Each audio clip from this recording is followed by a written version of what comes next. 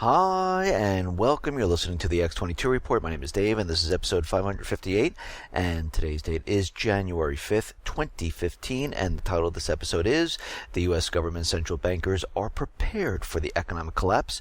Are you? Let's get into the economic collapse news. Now, we understand Greece is going to have a snap election come this January. We understand these central bankers have been threatening Greece, saying, listen, these elections better go in the way we want, or there's going to be some type of balance, some type of bank holiday, where we're going to lock down your banks and we're going to take the money inside the banks to pay for all this debt. And of course, Greece is out there saying, listen, we just might leave the Eurozone. We just might get out of it. And the Eurozone is firing back, and they're saying, no, once you join the Eurozone, it's irrevocable. You cannot leave it, ever. The European Commission spokeswoman said Monday, when asked about Greece's possible exit, the rule was enshrined in Article 140, Paragraph 3 of the Lisbon Treaty, and no country can leave. And if Greece fights this, and they actually do leave by breaking their contract and everything else, other countries are going to look at this and say, you know something, we might as well leave also. And this might have a chain reaction throughout Europe. So we're going to have to watch this very, very carefully. Now, out in the United Kingdom, we see the economy is starting to slow, just like in every other country. Britain's construction sector grew at its slowest rate since July 2013. The market CIPS Construction Purchasing Managers Index fell to 57.6 in December from 59.4 in November. The housing market has cooled since the middle of 2014. Mortgage approvals falling to their lowest level in more than a year, and house price growth is now slowing. And we're starting to see this in many countries, especially here in the United States. We're starting to see that housing is starting to really slow, and actually the prices are starting to come down. Mortgage applications are declining, and fewer Americans have the ability to bring and get the down payment to pay for that home, to live in that home, because we have to remember back in 2008 what happened. A lot of people's houses were foreclosed on. They had short sales. They lost their jobs. They lost their credit, and they have no way right now of purchasing a home. And they realized this a long time ago, and this is why they were letting go thousands upon thousands of people in their mortgage departments. To make things even worse, the government came up with a new plan, and I mentioned this many, many times before, where Fannie and Freddie are going to come up with this new program where people can only have to put 3% down, and anyone with a heartbeat can purchase a mortgage and get a home. And of course, we know this is going to backfire just like it did in 2007, 2008, because there is no investment in there. They're not looking at their income. They're not looking at anything. They just want to fill these homes, get these mortgages done, and pump up the real estate market as best they can. Now, it looks like 19 states are going to be increasing minimum wage. And will this help the economy? Most likely not, because we've seen this in the past. Wages are increased, but we have to remember what's going on around us. Yes, this will help in the short term, but this does not solve our problem. Our problem is the central bank. It's a devaluation of the dollar. It's the dollar losing the reserve status around the world. It's the Middle East fighting back, the people inside each one of these countries, taking over their countries, and kicking out the puppet government, the central bankers, and selling the oil, not using the dollar. And once they do this, other countries do not have to hold the dollar in reserve. They can pay with other currencies, and this is where we have a problem. So we really are not solving problems. We will make it better for some people in the short term, but when we do increase minimum wage, what happens? Well, businesses will be forced to raise prices, and we've seen this in the past. Prices have gone up anyhow, but they're going to have to continually raise them, which will essentially wipe out the benefit for any wage increase, because while employees make more money, they're now going to have to pay more for goods. Now, of course, in the short term, they won't raise the prices that quickly. Eventually, they will continually rise them as time goes on. It'll eat away at the wage increase, and again, they will see no benefit. Businesses will have to cut back on hours, and we've seen this many times before. If you force a business to pay 50% more per hour per employee and consider how much money that is, many will have no choice but to cut back hours, which effectively leaves the employee making the same amount of money. Businesses will have to let people go. It's simple. If their revenue stays the same but their labor costs go up, a business has no choice but to consolidate its workforce. And we've seen this happen many times before. This is absolutely nothing new. And one unforeseen problem to all of this, and again, in the beginning it is great. Yes, I would love everyone to have more money per hour to make them feel better, to pay some bills, but in the long run it will not help. It will put these people back in the same situation. But the only difference is when you're making more, this could put certain people in a different tax bracket. And it doesn't matter at this point because now you're getting taxed at a different level. Also, those people who have been receiving government aid, like food stamps or anything like that, that also might be cut off because you're being bumped up into a different bracket. Now, if you put all this together, what happens? You receive more money, prices are going up, and especially like in Walmart or fast food restaurants and things like that, prices will inch up. Then we have regular inflation. And what happens then? Well, people are in a different tax bracket. They're not getting the same benefits from the government. This actually doesn't work out to their benefit. It will make it harder. And as the value of the dollar continually declines, it helps absolutely no one. Again, this is a band-aid fix for the short term. It is not good for the long term. The long term is to get rid of the central bank. The long term is to reset the system. The long term is to remove those government officials that put us here in the first place. This is what we need to change. This will help as time goes on. Now, we understand the U.S. government, they're trying to convince us that as oil prices come down, it's going to be better for the economy. It's going to be better for everyday people. See, we're making your lives easier. You have so much more in your pocket. You can just go out there and spend as much as you want. This is fantastic. Build up retail for us. Go buy a house, go buy a car. But again, as I've been talking to people, they're not going out purchasing more things. You know what they're doing? They're putting a little bit more in their tank because the $30 or the $20 or the $40 that they're spending gives them more in their tank, and they're not running out saying, oh my God, I have all this extra money. Let me go buy a TV. It's just not happening right now. But the thing that everyone does realize, and I'm talking to quite a few people, they think oil prices are going to go right back up, and so do I. I think these prices are going to go right back up.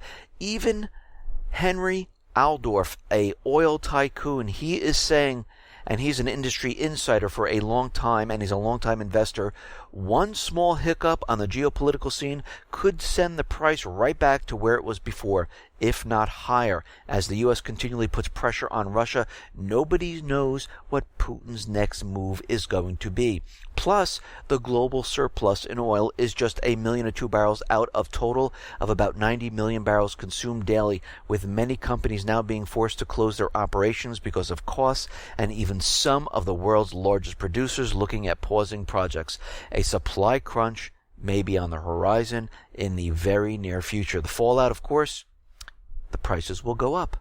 And everyone will see this. They'll go right back up to where they were. And again, these prices are being suppressed. We understand that Saudi Arabia, the United States, are doing this to put pressure on Russia.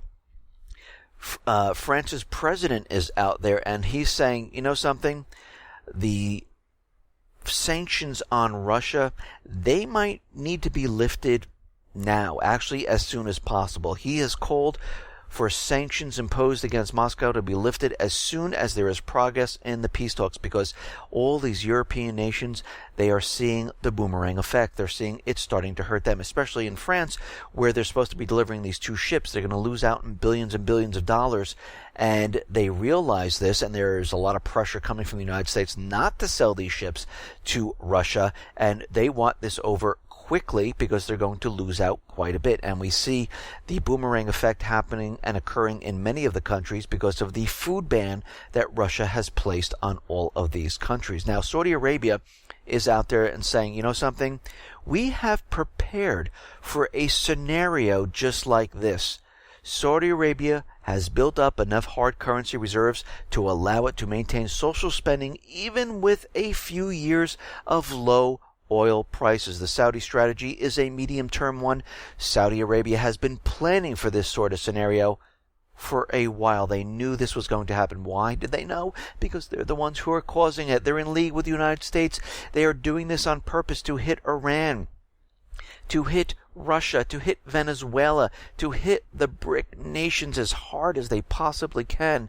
They would love to have regime change in China, regime change in Russia, because as we know, in 2015, what happens? The BRIC nations, their system goes live. The bank is online. The IMF is going to take a look at the yuan renminbi to see if it is at the reserve status, if it should be a reserve currency. Of course, the United States is going to try to veto this or do anything else they possibly can to stop it because they don't want this to happen. And if this does happen, this is going to be a game changer. Now, Blackstone's Byron, he is out there, and he's made a couple predictions about 2015 of what he sees as happening. And let me read off some of them that he is predicting right now. The Federal Reserve finally raises the short-term interest rates well before the middle of the year, encouraged by the improving employment data, strong gross domestic product. The timing proves faulty, however, as the momentum of the economy has begun to flag and a short-term slowdown has started. The end of monetary accommodation and rising rates precipitate a correction in equities. And I agree with him on this. Once the Fed actually lets these interest rates go up, we are going to see huge amounts of problems. Again, in real estate, look how low they had to suppress the interest rates just to get people in there to purchase homes. If these interest rates go up, guess what? The decline of mortgage applications is going to plummet. It's going to implode on itself. And we're going to see a lot of other things happen. This will be a catalyst, and it will spread. Equities will come down, and it will be a complete disaster. He's saying that Mario Draghi finally begins to expand the balance sheet of the European Central Bank aggressively by buying sovereign debt, mortgages, and corporate bonds. Again, they're going to create money. They're going to try to monetize what is happening, just like the Fed is continually doing here. The drop in the price of oil finally has an impact on Iran. The country was dependent on its sale of crude to offset the impact of sanctions, and all of a sudden Iran has a problem, and they pretty much fold and say they will agree with any type of agreement with the P5+1, and they'll just go along with it. This is what he's predicting, and then the sanctions will be removed. The central banks will be moved into Iran to put their natural resources on the dollar, because this is exactly what they're really trying to do in there. It has nothing to do with nuclear weapons, nuclear bombs, because they've been telling us the same story for over 30 years, that they're 3 to 5 months away, 2 to 6 months away, a month away, a week away. They're ready to bomb, and guess what? Absolutely nothing. We have never seen this, and it's been 30 plus years. You would think if they had one and they're telling us they're going to use it at any day, they would have used it already. But guess what? Iran hasn't started a war in over 200 years. He's saying that water becomes the central environmental issue of 2015, eclipsing the carbon-caused air pollution. And again, as we know, major corporations are trying to take control of the water supply. And one big prediction that he says is our luck runs out on cyber terrorism. Hackers invade the personal and corporate accounts of major money center bank, and the Federal Reserve orders the institutions to suspend transactions for 5 business days while the accuracy of its balances is verified. Various government departments and agencies are mobilized to deal with the problem caused by the hackers, having proved to be more skillful than our corporate cybersecurity efforts.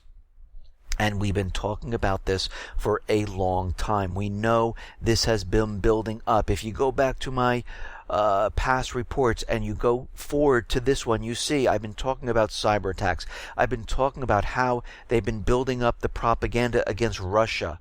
against Syria, against China, and of course we know this will be an inside job, and recently North Korea. They're trying to convince us that this cyber attack that brings the banking system to its knees, the financial institutions to its knees, the stock market to its knees, and they have to close everything down and take your money, because we have to remember they have created the bail-in documents. They have been preparing for this for a very long time, and they know exactly what they're doing. They're hoping that everyone else doesn't realize what they're doing, so when the time comes, they can capture all the assets in the bank. It will become theirs. They'll use that to bail out the banks. And guess what? You will not be able to access this money. You'll be left out in the cold. You'll be able to take out a little bit each time. This happened in Cyprus. That was a test case, and a lot of businesses went out of business. A lot of people lost their homes. A lot of people could not survive this. And we know once this hits, the economy will start crumbling apart. This is the event. This is what they've been preparing for. And we can see right now other people are looking at this and saying, yes, this is how it's going to end. This is what's going to happen. And this is why everyone needs to be prepared for what is coming. Now, we understand many of the countries, the private weapons central bank countries, and even Russia and China, they spy on all their people. I mean, we're foolish not to believe that they are. But here in the United States, in the UK, it has been ramped up tremendously. And of course, the people have rights. They don't have the right to spy on the people unless they have a warrant. But again, governments here, they don't care anymore. They realize they need to do this. London, the Metropolitan Police, have spent more than 33 million euros snooping on journalists. They found out from a Freedom of Information request. The Freedom of Information request from the Press Gazette showed that the number of investigations into the activities of journalists in 2014 was nearly double that of 2013, and they spent millions of euros doing this. Amazing. And this is exactly what's happening here in the United States. The NSA is creating social profiles on every single person. They need to know who you're in contact with. They need to know where your finances are. They want to know if you are a threat to their authority. Recently, there's been secret U.S. files revealed that the Scotland office tried to impel the White House to step in the independence referendum. Surprise, surprise. This is coming from top secret U.S. documents. U.S. officials also allegedly kept an eye on Americans who backed the Scottish independent movement. And we can see right now they have looked at everything. They spy on everyone. The Occupy movement. They were looking at those people. Actually, they had snipers ready to take those people out if it went on further. They are protecting themselves. Now, with regards to Obamacare, everyone understands how I feel about Obamacare. If you're new to this channel, welcome. Go back to my other reports, but I am not for Obamacare. This is not a benefit to the people.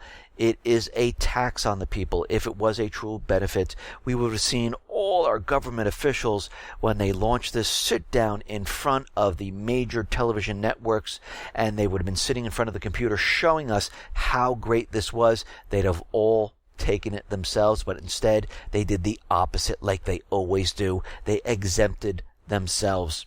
Well, the Supreme Court has agreed to hear a lawsuit brought against the subsidies in Obamacare. This lawsuit has the potential to bring down the law across most of the country.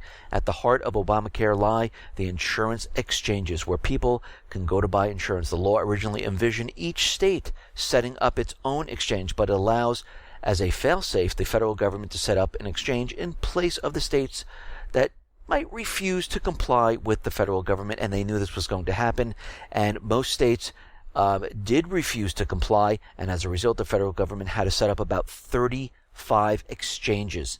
That is a lot. In order to attract people to the exchanges, the federal government offered subsidies to help pay the premiums for this insurance. The lawsuit alleges that the text of Obamacare allow federal subsidies for insurance bought on state-run exchanges, and anybody buying insurance on an exchange set up by the federal government cannot receive a subsidy. As a result, about 4 million people would lose the assistance they currently have for buying insurance, and that means they just could not afford Obamacare. And we can see right now, if it's that many people, it looks like the government is funding this entire thing. All the lower income people who can't afford insurance, they're getting these subsidies. I'm not saying it's a bad thing. They are getting some type of insurance. But again, this is not a universal health care type of system. They're bringing in illegals into the country. Eventually, they will go on Obamacare. And they're trying to get everyone on to this system. And all it does is it brings in revenue to the insurance companies because they're the ones who wrote the law, and it brings in taxes into Obamacare. This is why into the government for revenue. And this is why they had to put penalties on Obamacare to force everybody into the system. And if everyone does not get into the system, don't worry, they have a back door where the government will bail out the insurance companies. And again, of course, as we know, the insurance companies wrote that. Okay, now out in Afghanistan, we understand the United States is never going to leave. NATO is never going to leave. And all of a sudden, out of the blue, the Afghanistan president is out there, and he's saying that the withdrawal deadline, we should re-examine this. Maybe the troops should stay in Afghanistan for a longer period of time, and we might need a lot more troops in this area. Now, who's putting pressure on this president? Who knows? It could be the U.S. government, because again, they do not want to leave Afghanistan. They want the troops in there. It is in a strategic location. They create and they control the poppy fields. They grow them. They use it to produce opium, which they sell overseas to pay for a lot of their covert operations. We understand there's huge copper, lithium, and oil in Afghanistan, and of course, Russia and China are there. And guess what? They are not going to leave this area. They are going to stay in this area. And this is why they had John Kerry in Afghanistan helping with the elections there to choose the right person to sign the bilateral security agreement, which it was signed, which gave immunity to all the soldiers. And now it allows the soldiers to stay in this area. They tried to do this back in Iraq when all the troops were removed from Iraq. They sent Biden in, they sent other advisors in, but guess what? The president at the time in Iraq did not want to sign this. He didn't want to give the U.S. troops immunity. He wanted all the troops out of there, and this had nothing to do with the government saying, oh, we ended the war in Iraq. Basically, they were forced to remove all the troops, but don't worry, they have a new guy inside of Iraq right now, and they're trying to work with him, but it doesn't seem like it's going that well over there, and we see a troop buildup in Iraq at this time.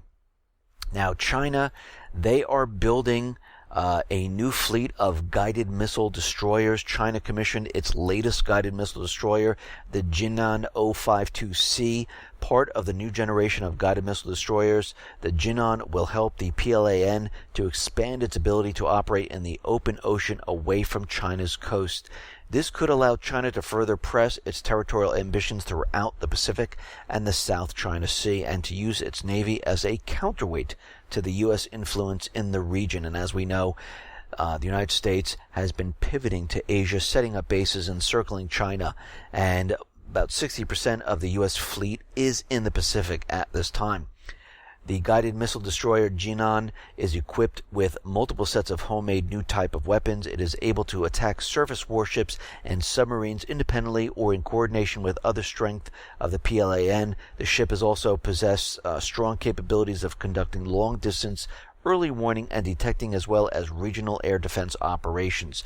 So we can see that China is building up their forces, the United States is building up their forces, Russia is building up their forces, NATO is building up their forces. Where are we headed with all this? It's going to be war. Now, we understand in the Middle East, the central bankers, the U.S. government, they went into each one of these countries, Libya, Lebanon, Yemen, Iraq. Well, they're still in Iraq now, and they're trying to get into Syria. But those countries where they replace the governments and put in a puppet government, they're losing control in this region, and they understand they're losing control. And their biggest fear is that the people of these countries take their countries back, and they remove the puppet governments, and they remove the central bank, and they start selling the oil, not using the dollar. This is their biggest fear right now. And of course, let me just explain for those people who don't understand, there's two different terms of al-Qaeda. Al-Qaeda they use in each one of these countries, those are the people who are rising up. They call them terrorists because Congress passed legislation which allows them to go after terrorism with drone attacks. So they have to call these people al-Qaeda. They can't say the people of the country are rising up, or they couldn't push them back with drone attacks. So when you hear al-Qaeda, that is one term of it. Al-Qaeda, on the other term, is the CIA-backed terrorists that they created to move into Syria to fight Assad or to do other type of false flag events. Same thing with the Islamic State now. Since Al-Qaeda is a term that is getting pretty old and no one is really concerned about it anymore, that that they're a scary terrorist group, they started up with the Islamic State and they tried to convince everyone that they're scary, they're the worst terrorist group we've ever seen, and now we see that Al-Qaeda has been joining up with the Islamic State and they're becoming one, and now the Islamic State is in each one of these countries. And every time you hear the jihadist or the Islamics attacking inside of Libya, most of the time it is the people of Libya. And the Libyan puppet government based in eastern Libya would only seek help right now from Arab nations. They don't want outside forces helping them. Now you have to remember, the people of Libya have taken back their country. They formed a government in Tripoli. They created their own parliament. The puppet government is on the outskirts of the capital right now. They're not in the capital. They've been pushed out. And again, they still control portions of Libya and the portions of the Air Force and some armed forces, and they're trying to take back the country. And of course, right now, what is happening is they're getting very, very nervous about what's going on here, because the people inside of Libya have been pushing very hard to take over the oil ports, to take over the oil fields and the production and the refineries here, and to sell this oil outside, not using the dollar. And we can see right now France is in position and they're getting ready to intervene. Right now they're holding off. French president said that we will not be going into Libya. We will not intervene. And like I said, it is always the opposite with these guys, with government officials. You know they have been preparing for something. In my past reports, I talked about how France and the United States have been setting up bases right outside of Libya, in Niger, and in other countries around Libya to get ready to go into this area. Right now, France is looking to build a coalition, a unilateral intervention in Libya. They want other countries to join in and to go into this. And we might see something happen within the next 3 to 5 months. And we see that it is building. And he is calling for international partners, just like the United States called for a coalition to go into Iraq and Syria. France is doing the same thing right now. Now, what's very interesting is that the Libyan Air Force, which is controlled by the puppet government, they have bombed an oil tanker, killing 2 on board. Now, the question is, why did they kill this? Why did they bomb this oil tanker? The Libya Air Force, loyal to the puppet government, launched airstrikes at a suspicious oil tanker at the port of Derna, and they're saying that this port is controlled by the Islamists there. Well, it's controlled by the people. It's been controlled by the people for quite a while now. What were they worried about? Well, we have to think back of what happened in Libya when they controlled this area.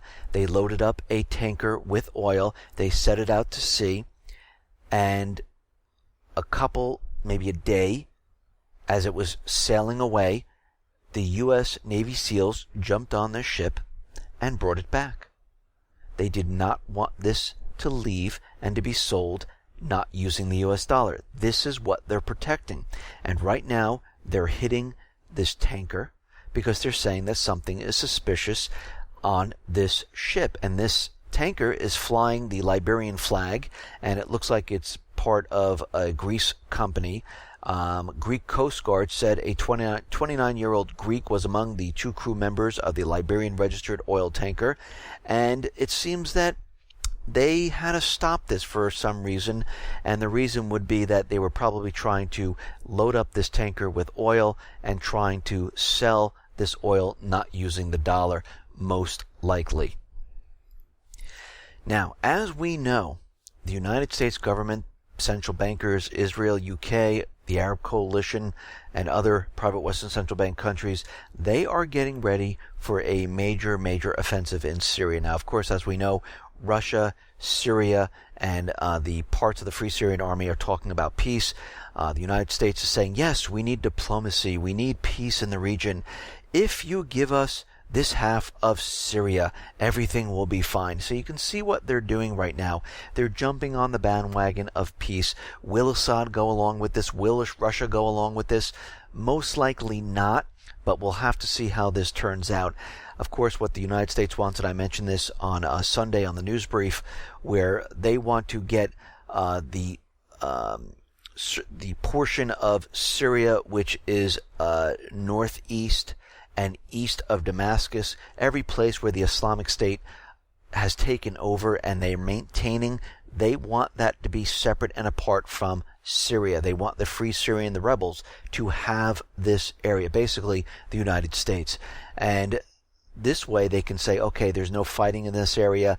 They can get the air bases up and running. They can put bases in this area, and the attack on Damascus would be a lot easier. Remember back in August of 2013 when Russia was talking about peace in the region, and the United States, all we want is Assad to get rid of his chemical weapons. That's it. Well, we know that's not true, because during the Geneva II talks in March of 2014, April of 2014, we realized the only agenda the United States has was for Assad to step down. And of course he didn't. He was reelected in July. And then in August of 2014, what did we see? We saw the Islamic State move into Iraq and Syria. So we knew and we understand that this was completely planned, and they were getting ready to go. Now Turkey and the United States, they're getting ready to sign the deal that will train the Free Syrian Army in this area. They're going to train about 5,000 fighters each year for a total of about 15,000 fighters, because as we know, once they train them, they will be maneuvering into Syria and they will be going after Assad. That is a fact, and they've been doing this for quite a while, and we can see from all the time that we've been talking about this that now it is coming true, and we can see the Islamic State is the proxy army of the United States, Israel, UK, and the coalition forces, because every time they bomb, they hit the infrastructure, they do not hit the Islamic State. Now, al-Qaeda is out there, and they've produced a video showing and demonstrating how to avoid detection by U.S. Predator drones. Now, we can see this is a complete setup, because the drone program is not enough to push the people back in each one of these countries. The video claims that a homemade body shield will prevent the Predator's infrared cameras from detecting a human's heat signature. By day, a camouflage version will hide them from the same prying eyes. The video as a vivid example of how al-Qaeda insurgents are studying American military tactics and developing measures to counter them. The 16-minute video shows a step-by-step process of creating a body shield. The homemade insulation is made of body-sized tarps covered by aluminum foil and glued together, forming a sort of aluminum sandwich. Now, the question is, and I've been noticing a lot from these terrorist organizations, of course, as we know, they're all created by the United States and controlled. Why would they put this propaganda out there? They put the propaganda out where they're going to attack, how they're going to evade the drone attacks. They continually tell us how they're going to do all these things. Does this make any sense for a real terrorist organization to tell the entire world what they're doing?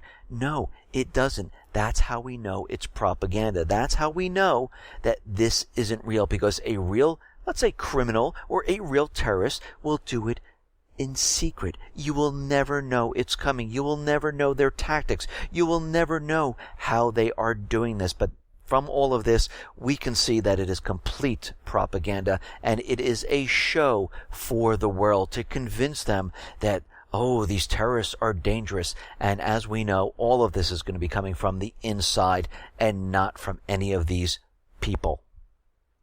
Now, it seems there is a delay in the amount of troops that are heading towards Iraq. They're getting ready to deploy about 1,500 troops, but they have encountered obstacles toward joining the war against the Islamic State. They want the Iraqis to do a lot of the work, and it seems like it's becoming very difficult to integrate the U.S. troops into the Iraqi army. And they're having problems, and they're saying that it's getting more and more difficult because the Iraqi forces are not up to par. Now, I'm wondering if it's the problem of Iraq joining with Iran right now. They've signed an agreement where they're going to be joining military forces together. And also, Iraq has been pointing out that they've been spotting U.S. planes dropping weapons to the Islamic State. And now they're probably scratching their head going, what is really going on here? This doesn't make sense. But as we know, we don't have to worry. There will be more troops heading towards there into Iraq. The 1,500 troops seems to be delayed, but don't worry. They will be heading out to this area. They have commandeered an air base. They're setting up a division headquarters. They've been stockpiling military assets from Afghanistan in Kuwait and depots right outside of Iraq. They are getting prepared for a major, major offensive. Now, as we know, the cyber attack on Sony was not done by North Korea, but of course the Obama administration, the FBI, is not going to let this go. But what's interesting about all of this, and we knew this was going to happen, a lot of pressure is on Congress right now to pass cybersecurity laws. They're getting pressure from many different groups, and the president wants this passed because what has happened. Now, if you look back in time, the president said he was going to veto these draconian cybersecurity laws. But we know that wasn't true because he created all the executive orders that support CISA and CISPA. So he was never going to veto anything. He's going to approve them. And they're putting a lot of pressure on Congress to do something about this. We need these laws. We need to get the private information from the people. It needs to be shared with the government. We need to lock down the internet. We need to make sure we know who's on the internet and where they're coming from and what they're doing. Oh, basically they just want control of the internet. That's what they're trying to do right now. They want to block out those sites like the new media, the alternative media. They want all the information shared from the companies. They want it to go to the government so they can put it into their database where they can continually make social profiles of every single person. They can understand how much they have, how much they're investing, where they're going, what they're doing. It will make their jobs a lot easier, and this is why they're pushing this very hard. Now, al-Qaeda is out there, and they're threatening to use an undetectable bomb against the U.S. Now, we know this is a false flag event. We know they've been pushing this for a long time. Al-Qaeda in the Arabian Peninsula is warning Americans that they have been working long and hard on a new tool to attack the U.S. Of course, this is going to be used to take more of our rights away because we have to be secure, and the only way to do that is to get rid of your rights. Of course, this is coming from the government. In the latest issue of the terror group's Inspire electronic magazine, the individual called the AQ Chef was quoted as saying they developed a bomb in 2009, but the brothers in the External Operations Committee did not give us the green light until recently. And like I said, they are getting prepared for a major false flag event. They have the cyber attacks in place. They have the terrorist groups in place, either the Islamic State or al-Qaeda. It doesn't really matter at this point. They have the countries to blame for the power grid outage, for the financial institutions coming down, and that would be Russia, North Korea, Iran, Syria, China. This is all in place, and the government has also put in place other things to protect themselves. They have the NDAA. They have the bail-in documents. They've been ramping up on weapons. They've been ramping up in nationalizing all local law enforcement, making sure the local law enforcement is receiving the battle tanks. You know, for a community of 1,000 people, they need a battle tank because there could be terrorists. They've been bringing in machine guns, ammo. They've been bringing in surveillance equipment. They have been preparing for all this. Are you? Let's go through some of this. Now, to get prepared, and as we know, the government has been spying on everyone, and a lot of people are out there on social media putting everything in their life out there. They give everyone their phone number. They give everyone every single possible information they possibly can. This is something that you should stop doing. Actually, most likely, maybe change your phone number, change what you're doing, get off of Facebook and that type of stuff, because this is an easy way to track you. And we can see right now that the government has been preparing all of this time. I mean, think about it. They've been creating social profiles on every single person, even myself. I try to limit everything I possibly can. I do change my phone number every year, and my wife hates it, but I do it on purpose. I give people the new phone number, and it just pretty much gets rid of everything out there. I am not on social media. I don't have a Facebook account or anything like that. I do not give my phone number out when I go purchase something at a store or anything like that. So a lot of people need to do this also. Basically, the government has been preparing, and they've been watching you. They've also been preparing for robbing you from the banks. They created bail-in documents.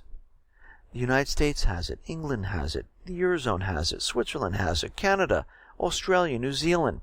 They have been preparing for quite a while. They prepared themselves with the derivatives.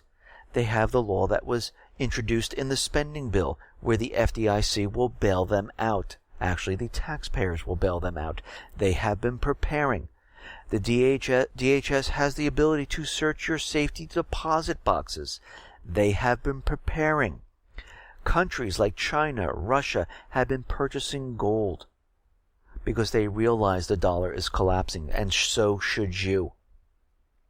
The government has been suppressing gold to keep you unaware of what is going on, and to purchase gold, silver, anything they can get their hands on. They've been buying toxic real estate. The Fed has $4 billion or more of real estate on their books. Actually, I think it's 4 trillion. I'm sorry. 4 trillion on their books of real estate. Think about that. They collapsed the economy in 2008, and they took real estate. They bought the mortgages. And we can see right now that everyone needs to be prepared. The bank representatives of the Treasury Department, they have been issued survival kits. Why? Why are they doing this? Why is the Fed, the Federal Reserve, looking for an expert who has experience with DHS to coordinate survival tactics for protecting the Federal Reserve? Why is the Federal Reserve hiring more and more private people to become their police force? And of course, as we know, Obama said that, yes, that police force is like any other police force in the country. It is not just a private police force. The government is ramping up on medical supplies. We need to ramp up on medical supplies. They've been ramping up with guns and ammunition. The people need to get prepared with guns and ammunition. They've been trying to get the weapons away from the people. Why? The question is, why are they doing this? They're ramping up on billions of rounds of weapons, issuing weapons to the Department of Education, Department of Agriculture, IRS, and they're trying to take the weapons away from the people. Think about that for a second. Why would they be doing that at this point? So we can see that they have been preparing, so you need to prepare also. Listen, everyone, thanks a lot for listening. Be well, be safe, and especially be prepared. Thanks a lot.